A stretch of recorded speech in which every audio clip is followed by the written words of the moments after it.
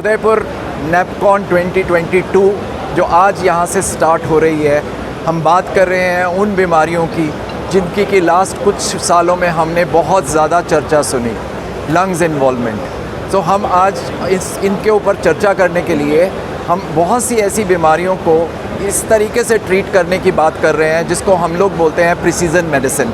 Precision medicine वो medicine है जिसके द्वारा एक पेशेंट की जो बीमारी को हम लोग पकड़ते हैं उसको टारगेट करके उसकी टारगेटेड थेरेपी दे सकें। इस तरीके का इलाज बिल्कुल नया है और अब ये रेस्पिरेटरी फील्ड यानी लंग्स की या फेफड़ों की बीमारियों में भी आ गया है और इसके बारे में बहुत चर्चा करने के लिए हमारे पास बहुत से लोग यहाँ पे उपस्थित हैं और हम इससे पूरे अपनी कम्युनिटी को और आप तक सबको पहुँचाने के लिए, जिससे कि इसका फ़ायदा हर उस मरीज़ को हो सके, चाहे वो दमे का मरीज़ है, चाहे वो COPD का मरीज़ है, चाहे वो इंटरस्टिशियल लंग डिजीज़ का मरीज़ है या वो लंग कैंसर का है। कैसे उसे हम लोग बेस्ट अवेलेबल मेडिसिन जिसके कि लीस्ट साइड इफ़ेक्ट्स हों उनको दे सकें, जिसे हम प्रिसीजन मेडिसिन कहते हैं। तो आइए और देखिए इस प्रोग्राम को आगे भी। पूरे विश्व में कोरोना हमला हुआ और कोरोना ने लंग्स को बहुत इफेक्ट किया। उसको रिकवर करने के लिए जो पेशेंट कोरोना के उनको कैसे बचना चाहिए?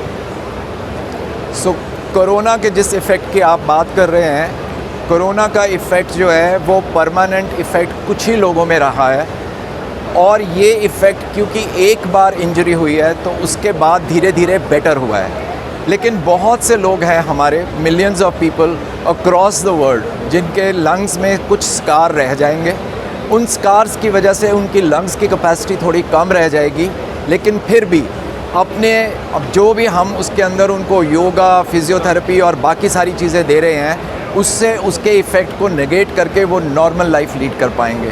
कोरोना एक परमानेंट डैमेज ज़रूर करके गया है, लेकिन वो डैमेज का इफ़ेक्ट मिनिमाइज़ हो रहा है और आगे भी होता रहेगा।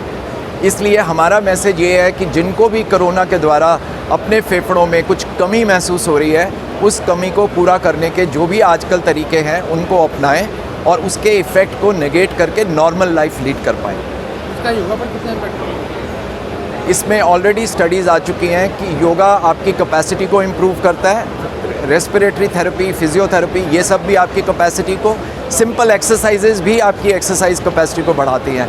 लंग्स अल्टीमेटली हमें एक्सरसाइज कैपेसिटी बढ़ाने के लिए ही चाहिए होते हैं। तो अगर लंग्स की कैपेसिटी कुछ कम भी हो जाती है तो उसको भी हम एक्सरसाइज से अपना पूरा कर पाते हैं।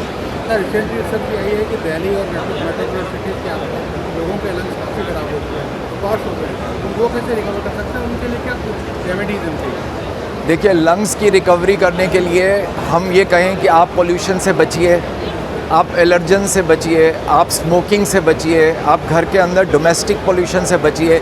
ये सारी चीज़ें कहनी बहुत आसान है, लेकिन इनके इफ़ेक्ट को नेगेट करने के लिए हम अपनी बॉडी को हेल्दी रखने के लिए हेल्दी डाइट, हेल्दी बिहेवियर को अडॉप्ट करें, वो ज़्यादा अच्छा है। हमें ये चीज़ नहीं भूलनी चाहिए कि हमारे पास 2 लंग्स दिए गए हैं, 2 किडनीज़ की तरह, और अगर एक लंग में भी कुछ गड़बड़ हो जाती है या कुछ कमी हो जाती है, हम नॉर्मल लाइफ फिर भी लीड कर सकते हैं। लेकिन उस नॉर्मल लाइफ को लीड करने के लिए बाकी लाइफ का बिहेवियर और उसका जो हमारा लाइफस्टाइल है उसे हमें अच्छा बनाना बहुत ज़रूरी है। Thank you.